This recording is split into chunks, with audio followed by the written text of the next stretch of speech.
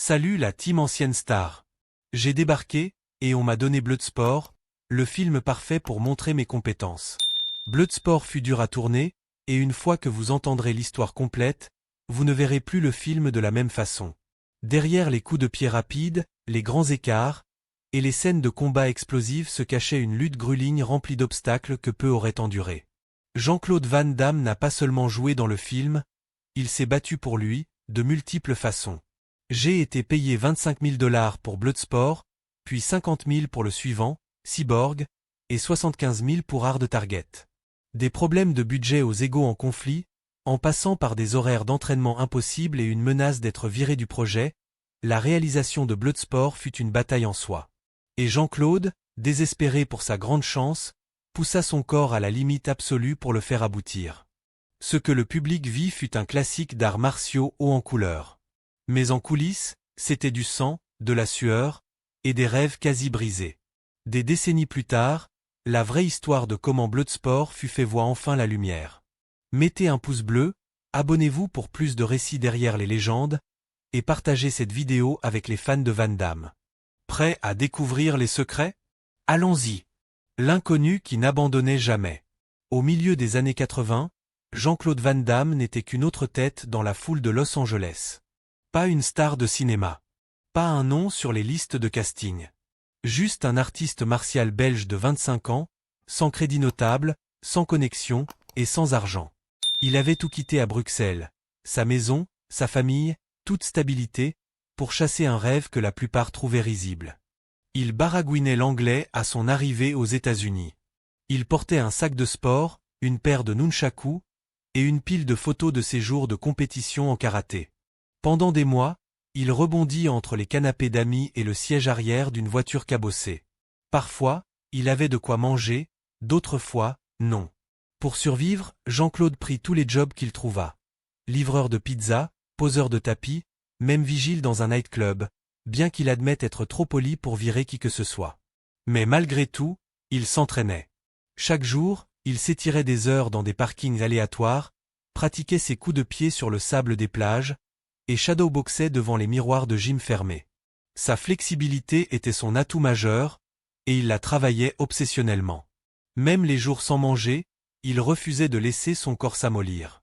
Ce n'était pas seulement pour rester en forme. C'était pour rester prêt, au cas où l'opportunité arriverait. Le grand break de Jean-Claude ne vint pas d'un casting ou d'un appel de studio. Il vint d'un parking. Un après-midi, il repéra le producteur Menahem Golan, cofondateur de Canon Film, dehors un restaurant à Los Angeles. Jean-Claude n'hésita pas. Il se présenta, dit qu'il était artiste martial, et lança une démonstration spontanée sur le trottoir, finissant par un coup de pied circulaire à 360 degrés qui s'arrêta à quelques centimètres de son visage. Golan fut stupéfait, impressionné, amusé.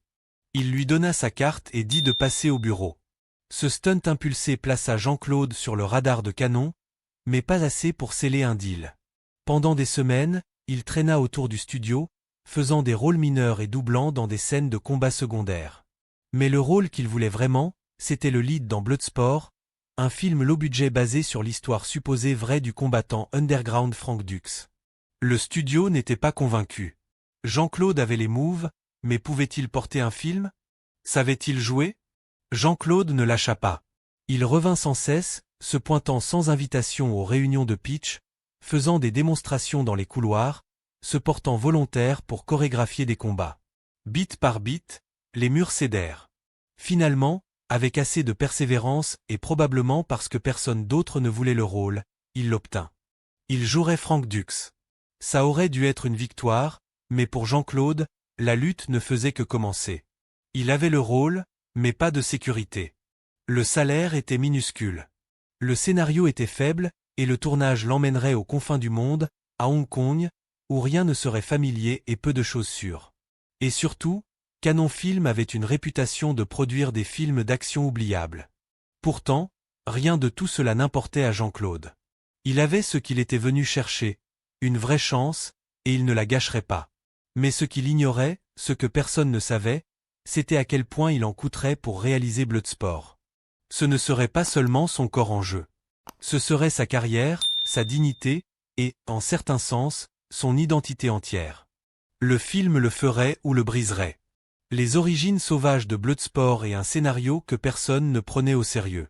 Quand Jean-Claude Van Damme décrocha enfin le rôle principal dans Bloodsport, il n'entrait pas dans une production hollywoodienne lisse. Il entrait dans le chaos. Les fondations du film étaient bancales dès le départ, bâties sur une histoire que presque personne dans l'industrie ne croyait. Le scénario s'inspirait des clins bizarres et controversés de Frank Dux, un ancien marine US prétendant avoir combattu dans un tournoi secret d'arts martiaux appelé le Kumite. Frank affirmait être invaincu, avoir battu des records mondiaux en combat à main nue. Mais au moment où Bloodsport entrait en développement, des journalistes et experts en arts martiaux avaient déjà commencé à percer les trous dans son récit. Certains le disaient fabriqué, d'autres fantasmés. Pourtant, Canon Film vit du potentiel, non parce qu'il croyait Frank, mais parce que l'histoire avait assez de spectacle pour bâtir un film d'action low cost. Et low cost, c'était Bloodsport. Le budget était une fraction de ce que les studios majeurs dépensaient pour des films d'action à l'époque. Canon confia le projet à un directeur nommé Newt Arnold, un vétéran assistant, mais qui n'avait dirigé qu'un seul long métrage des décennies plus tôt. L'équipe était réduite, les ressources limitées, et la plupart des impliqués voyaient Bloodsport comme un simple filaire d'action pour les cinés de minuit où le marché VHS émerge. Personne n'imaginait qu'il serait mémorable. Jean-Claude, lui, ne le traitait pas ainsi. Pour lui, ce n'était pas un jetable. C'était une bouée de sauvetage. Il croyait en l'histoire, même si personne d'autre n'y croyait. Et cette énergie le porterait à travers l'un des tournages les plus physiquement et mentalement exigeants de sa vie. Le tournage était fixé à Hong Kong, loin du confort des lots hollywoodiens. Pour Jean-Claude, cela signifiait naviguer dans un monde entièrement nouveau. L'équipe de production était un mélange d'Américains et de locaux hongkongais, avec des problèmes de communication constants. Des instructions étaient traduites plusieurs fois avant de faire sens. L'équipement n'arrivait pas toujours à l'heure. Les lieux de tournage étaient limités, et les retards météo courants. Le casting était un assortiment étrange de bodybuildés, artistes martiaux et cascadeurs de scène, beaucoup sans expérience d'acting. Bolo Yeung, qui jouait Chong Li, le principal vilain, était une présence massive et intimidante sur le set. Respectueux, mais connu pour son intensité et ses coups parfois imprévisibles. Pendant les scènes de combat, Jean-Claude dut bâtir une confiance et une chimie rapide avec lui, sachant qu'il filmerait certaines des séquences les plus agressives du film. Puis vint le problème de la chorégraphie. Sans budget pour engager des coordinateurs de combat de renom ou passer des semaines en répétition, beaucoup de séquences furent bloquées et improvisées sur le vif. Jean-Claude, connu pour sa forme parfaite et sa technique précise, trouva cela frustrant. Il était habitué au contrôle. Des années d'entraînement l'avaient conditionné à exécuter des mouvements avec un focus laser. Mais maintenant, sous pression, avec les caméras qui tournent et peu de temps pour des retaques, on lui demandait d'improviser en direct. Malgré le chaos, des moments de brillance émergèrent. Le format de tournoi du film donnait un rythme clair. Chaque adversaire avait un style différent, et Jean-Claude aida à designer le flow de ses séquences. Il voulait que les combats sentent comme une progression réelle. Chacun plus difficile, plus dangereux, plus personnel. Mais tout le monde sur le set n'était pas convaincu que le film marcherait. Certains membres de l'équipe américaine plaisantaient qu'ils auraient de la chance si le film sortait en VHS. D'autres trouvaient Jean-Claude trop rigide, trop étranger, trop bizarre pour connecter avec le public. Un caméraman demanda même si on devait prendre ce gars de karaté au sérieux. Jean-Claude entendait tout, mais il s'en moquait. Il savait ce que le film pouvait être, s'il était fini. Les retards de production commencèrent à s'accumuler. Des scènes furent coupées. Des lieux entiers abandonnés parce que l'équipe ne pouvait pas se permettre de rester plus longtemps à Hong Kong. Le planning fut resserré encore et encore. À la dernière semaine, tout le monde courait pour finir avant de manquer de temps ou d'argent. Mais ce qui vint ensuite n'était pas dans le plan, et ce n'était pas quelque chose que la plupart des acteurs tenteraient. Jean-Claude n'était pas prêt à laisser sa chance s'enterrer. Parce que quand les caméras s'arrêtèrent et que le dernier cadre fut tourné, l'équipe emballa et rentra à Ella, prête à voir ce qu'ils avaient créé. Et le studio détesta. Un film fini que personne ne voulait sortir. Quand Jean-Claude revint à Los Angeles après le tournage chaotique à Hong Kong, il était épuisé mais plein d'espoir. Le tournage avait été brutal, oui, mais les images étaient bonnes. Les combats étaient nets, et la caméra avait capturé certains de ses meilleurs moments. Pour la première fois, il sentait que, peut-être, il avait fait quelque chose qui le briserait enfin à Hollywood. Mais vint la projection du studio. Le premier Rough Cut de Bloodsport fut monté par l'équipe de Canon sans l'implication de Jean-Claude. Il était trop long, le rythme boitait, et les combats n'impactaient pas. Il semblait lent, maladroit, inégal. L'énergie intense du set s'était perdue dans le montage. Quand les exécutifs de Canon virent la version, ils n'étaient pas impressionnés. En fait, certains furent visiblement frustrés. Des rumeurs disent que quelques-uns partirent avant la fin. Selon Jean-Claude, quelqu'un dans la salle utilisa le mot « embarrassant ». On parla de le mettre au placard, de l'enterrer, d'avancer. Ce n'était pas inhabituel pour Canon. Le studio avait une histoire de produire des films d'action low budget, et si quelque chose ne semblait pas rentable, il ne s'embêtait pas à le pousser. Bloodsport n'était pas une priorité haute, au départ. Il avait été greenlighté sur un coup de tête, avec un budget minuscule et sans grand nom. Pour les exécutives, c'était un autre film d'action jetable, qui s'était révélé pire que prévu. Jean-Claude était dévasté. Il avait tout donné à ce projet. Son corps, son temps, ses derniers dollars, et maintenant, le studio était prêt à l'enterrer. Mais au lieu de partir, Jean-Claude fit quelque chose que la plupart des acteurs n'imagineraient même pas. Il demanda à remonter le film lui-même. Pour être clair, Jean-Claude n'avait aucune formation en montage. Il ne savait pas utiliser les machines. Il ne connaissait pas le logiciel. Mais ce qu'il avait, c'était une compréhension instinctive du mouvement, du rythme, de l'impact. Des années d'arts martiaux lui avaient appris à sentir le timing, pas seulement dans le combat, mais dans la montée vers chaque moment. Et c'est ce qui manquait au film. Il convainquit l'équipe de lui donner une chance. Pas le contrôle total, mais l'accès. Il s'assit aux côtés d'un monteur pendant des jours, regardant frame par frame, aidant à resserrer les séquences de combat. Il coupa les pauses gênantes, tailla les transitions lentes, suggéra de nouveaux angles pour les réactions. Il se focalisa sur le tempo des combats, voulant que chaque mouvement frappe comme un battement de tambour. Il ajusta la vitesse de certains coups de pied pour accentuer la puissance, allongeant d'autres pour bâtir la tension. Même les séquences emblématiques en slow motion furent insérées avec soin pour ajouter du drame sans traîner le rythme. Ce n'était pas seulement les combats. Il travailla aussi sur les moments de personnage. Il s'assura que le parcours de Frank Dux, de l'outsider respectueux au champion déterminé, avait une structure émotionnelle. Même avec un dialogue limité et un scénario simple, Jean-Claude savait qu'il devait faire que le public s'attache au personnage, même un peu.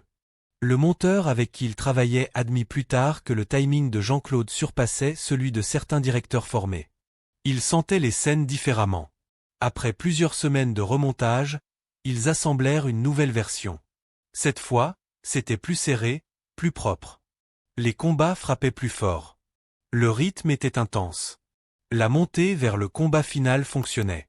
Ce n'était toujours pas un film d'action hollywoodien poli, mais maintenant, il avait quelque chose.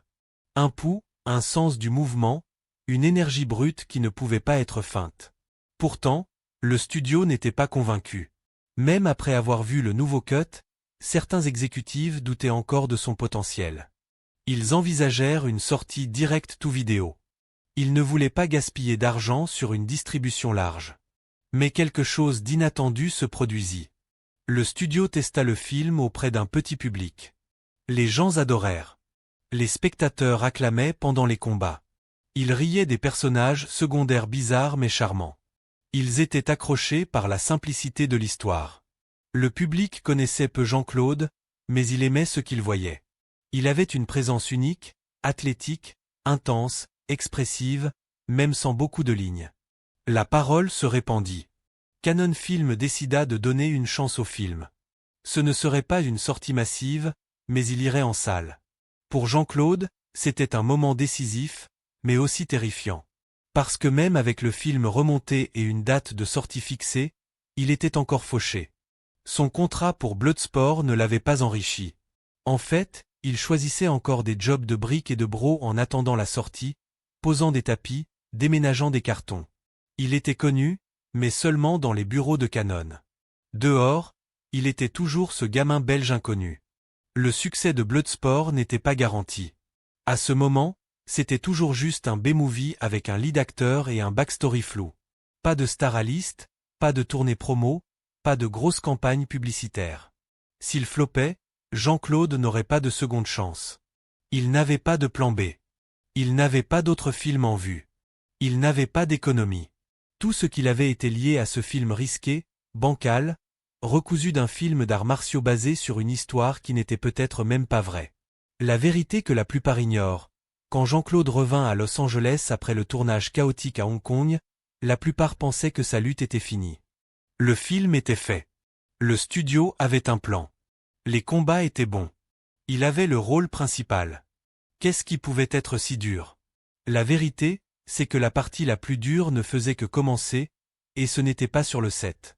C'était dans la vie de Jean-Claude. La plupart des gens ne savent pas à quel point il a été dur de faire Bloodsport, a-t-il dit plus tard. La vraie lutte a commencé après le tournage et le montage. Jouer dans Bloodsport fut un rêve réalisé, mais aussi le plus grand cauchemar de ma vie. Même après avoir tout donné à Bloodsport, Jean-Claude était encore fauché. Le salaire du film couvrait à peine quelques semaines de loyer, si ça. L'argent arrivait au compte-gouttes, et son contrat était lourdement en faveur du studio. D'une certaine manière, le film lui avait coûté plus qu'il n'avait gagné. Il était toujours au bord du gouffre, dormant parfois dans sa voiture, parfois chez un ami, sautant souvent des repas pour pouvoir s'entraîner. Le toll physique du tournage n'avait pas disparu. Son corps le faisait souffrir en permanence d'injures non guéries. Mais le toll émotionnel était pire. Le doute le rongeait. Est-ce que ça marcherait vraiment? Le public s'intéresserait-il au film? Et si Bloodsport flopait, et qu'il se retrouvait avec rien? Pendant des mois, Jean-Claude fut en limbo. Le studio ne promouvait pas le film agressivement.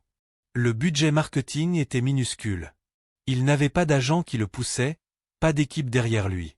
D'une certaine manière, il était encore le gamin belge inconnu du début. Mais Jean-Claude ne s'assit pas pour attendre. Il prit l'initiative de créer du momentum. Il livrait personnellement des VHS à des distributeurs, espérant les convaincre de donner une chance au film. Il voyageait à des projections petites et parlait aux fans. Il travaillait dans des gyms et des écoles d'arts martiaux, répandant le mot de son film par bouche à oreille. À un moment, Jean-Claude performa même son coup de pied circulaire signature pour des acheteurs potentiels sur un parking de studio, comme il l'avait fait des années plus tôt pour entrer par la porte. Le cycle était quasi complet. Ce n'était pas du glamour. Ce n'était pas la gloire. C'était la survie. Et c'est ce côté de Bloodsport que peu voient. Le combat désespéré derrière la caméra, les mois grueling après la production, le rollercoaster émotionnel qui a failli le briser, les défis physiques sur le set étaient extrêmes, l'épuisement mental était extrême, mais l'incertitude financière et personnelle, c'était une bataille d'un autre genre. Un combat sans adversaire clair, sans arbitre, sans limite de temps. Quand il sortit enfin et changea tout. Bloodsport sortit en 1988 avec peu de fanfare et encore moins de muscles marketing. Sur le papier, c'était juste un autre film d'action low budget destiné aux câbles du soir tard ou aux étagères poussiéreuses de VHS. Mais quelque chose d'inattendu se produisit. Le public commença à remarquer. La VHS devint le vrai breakthrough de Bloodsport.